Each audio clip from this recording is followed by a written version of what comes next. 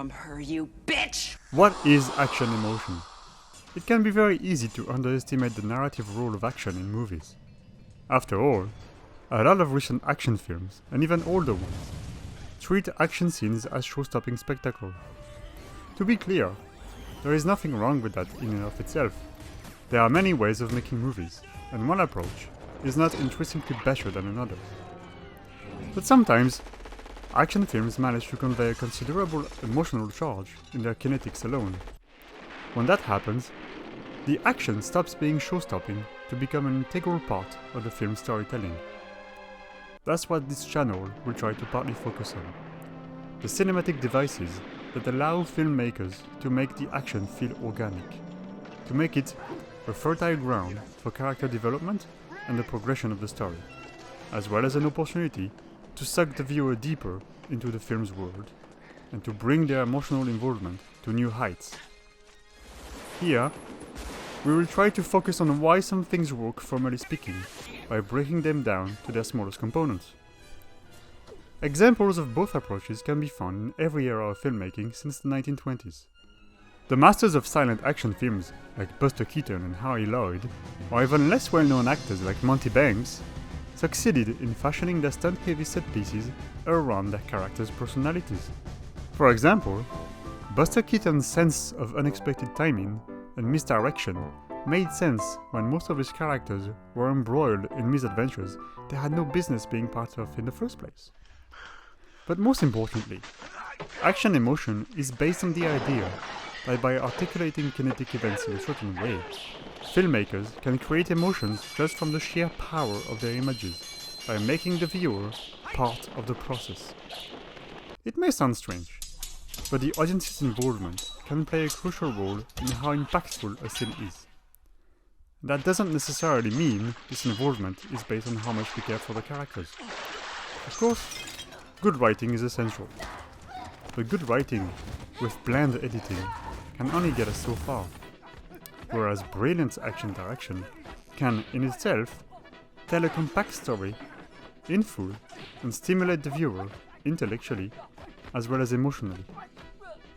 In Dragons Forever, director Sammo Hung uses various cinematic devices to layer his fight scenes with meanings that are expressed without words.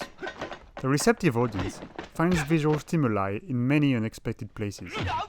In this shot of Yuan Biao's reflection on Billy Chow, which translates the opponent's relationship in mere seconds without calling attention to itself or slowing down the pace. Or in the way the film's editing lays out the fight structure and predicts who the victor will be depending on the blocking and camera movement. Painstakingly blocked 1 second shot with a forward push from the camera. Or a crosscut that makes Biao finish Chow's movement. The scene is riddled with visual ideas that constantly ask the viewer to pay close attention. And even if not every meaning registers, the audience subconsciously draws conclusions from them. Yuan Biao is fighting his peer, but he maintains the upper hand throughout the fight because he commands the visual language of the scene.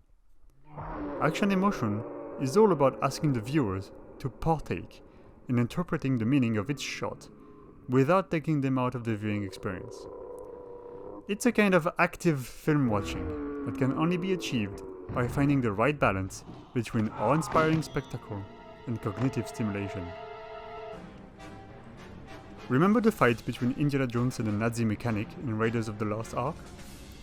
Spielberg uses a variety of tricks to enhance the audience involvement during the scene. Of course, we already know and love Indy, but the setup of the fight itself looks typically like a director's idea. The encounter happens on and around a plane that goes from stationary to rotating on itself. The circular movement of the blades, paralleled in the way the camera moves in circles around the characters, enhances viewer immersion. Every time we cut back to Indy, the relative motionlessness of the fighters contrasts with the threatening rotating blades. It quickly becomes obvious that the fight will end in a certain way, and Spielberg cultivates this tension by toying with our patience and expectations. Another form of action emotion can be more closely related to the relationship between one shot to the next. Is the editing in The Killer continuous or overlapping? In other words, Did Shoryun Fat just shoot 3 bullets in that guy, or just 2? Is his gun blessed with unlimited ammunition because of the genre at play, or does Wu create this illusion through editing? Cognitive stimulation can also be intertextual, like in the final fight of SPL2, A Time for Consequences. Tony Jaa fights an impressive Max Chang, whose capacity to anticipate Jaa's most famous trademark moves creates another layer of engagement for the viewer. If you've seen Ong Bak or The Protector, then you know what Jaa can do with his knees and elbows. Zhang's negation of those abilities ups the stakes, because suddenly, Jaa appears a lot less powerful than we know him to be. As a result, the viewer is simultaneously entertained and kept intellectually and emotionally active through the connections he or she makes in their mind. Hong Kong cinema gave us many such examples of action emotion in the 1980s and 1990s. Corey Yuen did it in films like Yes Madam. Jackie Chan did it many times, for example, in Miracles or Police Story. Ringo Lam, Sammo Hung, John Woo, Choi Ha, and many more directors share that sensibility of stimulating mise-en-scène despite their vastly different personal styles. However, directors from all over the world have demonstrated an interest in this kind of action filmmaking. Catherine Bigelow, John McTiernan, James Cameron, Kenji Tanigaki, the Wachowskis, John Carpenter, Steven Spielberg, Akira Kurosawa, Walter Hill, Michael Curtis, and many others from various countries have demonstrated more or less propensity to lean toward action emotion rather than pure action spectacle. The Break Down the Beatdown videos of this channel will consist of rather short episodes focusing on specific scenes that are of particular interest. How does the blocking, the camera angles, the camera movements, the editing, the setting, or the choreography stimulate the audience to partake in the creation of the scene's meaning with each and every shot? Let's take a short example.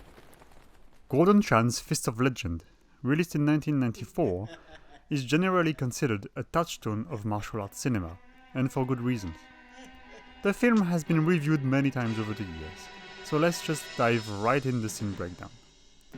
Chen Zhen, Jet Li's character, engages in a ruthless fight against General Fujita, played by Billy Chow. The stakes have been laid out very clearly. Chen fights for the honor of his people and his late master, against a foreign invading force. After the two opponents gorge each other, and Chen is presented as a worthy adversary for Fujita, the fight starts for good, with a wide shot that establishes both fighters' speed and martial aptitude. When Jet Li starts making a more ample and noticeable move, the camera cuts to a point-of-view shot of Fujita, who witnesses Chen's impressive jump. The use of POV is crucial in making the audience feel like this kick will hit harder than those that came before. Cut to a low-angle shot of Billy Chow, ready to take the kick. He's hit on the neck, but barely registers it, as if it were nothing. Quick adjustment up, still in low angle, to go to a close-up of his face. So what does this sequence of shots tell us? It tells us that Chen Zhen is a formidable martial artist, capable of physical prowess, and able to deliver fearsome blows. But it also tells us that Fujita is a seemingly even more formidable fighter, unperturbed by Chen's kick. The POV shot is a conscious directing choice that is often used to emphasize the importance or decisiveness of an action, its emotional impact on the receiver. Here, action director Yuen Wu-ping uses it to build up hopes in Jet Li's kick, but he immediately negates them by using an iconizing shot of Billy Chow. 1 second, the viewer thinks Jet Li is taking the upper hand. The next, they realize the balance of power tilts towards his foe. But action emotion is not about neglecting spectacle in favor of cognitive stimulation. It's about doing both at once. The scene does not slow down and continues at breakneck pace. Jet Li launches a new series of attacks, this time with a handheld camera coming closer to the fighters, enhancing immersion. Chen throws another punch and Fujita blocks it with his chin before it can reach his neck. A kind of heightened choreographic idea that has little chance of appearing realistic to the audience, but which subtly ups the stakes by making it clear these two men are capable of incredible and unexpected feats. It's also an example of fight choreographers taking full advantage of their performer's whole body, something Yuen Whooping engraved in audiences worldwide in The Matrix, but which remains rather rare to this day. The reaction shot from Jet Li enhances emotions as the surprise is shared between the hero and the audience. It's the perfect moment for Yuen to start a series of harrowing attacks that imposes Billy Chow as the most powerful fighter for now. Fujita punches Chen, who takes a few backward steps. As he is still moving, the camera cuts to a new low-angle shot of Billy Chow, this time throwing a kick towards Chen Zhen. Notice the blocking here makes the impact striking by pulling Jet Li out of the frame, effectively making Chow the master of this cinematic space. A new POV shot follows, this time from Jet Li's perspective. The subsequent low-angle shot of Chen Zhen taking the hit creates a strong contrast with the one focused on Fujita earlier on. This is a smart way for Yuen Whooping to stimulate the viewer by making us recognize the similarity in pattern, namely a POV shot of an incoming kick followed by a low-angle shot of the impact. Obviously, the outcome here is completely different than before, and Jet Li goes flying through the air before landing violently on the floor. Quick shot of Jet Li sitting up, and Chow is already on him. He throws 3 more kicks in the following shot. Then, something interesting happens. We go from a medium long shot to a medium close-up of what seems to be the same kick. Overlapping editing is quite common in action cinema from Hong Kong. It can be used for a variety of reasons. But here, it plants a question in the mind of the viewer. Was that really the same kick twice? Or a cut to a fourth, even more powerful kick? The result is the same. Fujita clearly has the upper hand in the fight, and because the result is the same, the viewer is not taken out of the experience, but plunged deeper into it by actively asking themselves questions about the cinematic language being deployed before them. This stimulation can operate on a more or less subconscious level depending on the viewer, but I believe it is part of the reason films that cultivate action emotion work so well and endure for so long in the minds of action movie enthusiasts. 4 more kicks follow, which Jet Li either evades or takes full force. The use of the environment plays a prominent role in engaging action scenes, and here it is used very smartly. Chen throws the rolling equipment at Fujita, who completely destroys it with 1 kick in a show of strength. At this very moment, he exudes confidence. He feels superior, invincible. Then comes the last action unit in this sequence. Jet Li leaps up and kicks Chow multiple times in the chest until Chow grabs one of Li's feet. Yuen Whooping stretches out time by allowing for a reaction shot of Jet Li, who then immediately adapts to Chow's move. Once again, Yuen Whooping creates a contrast by highlighting similarities between action units.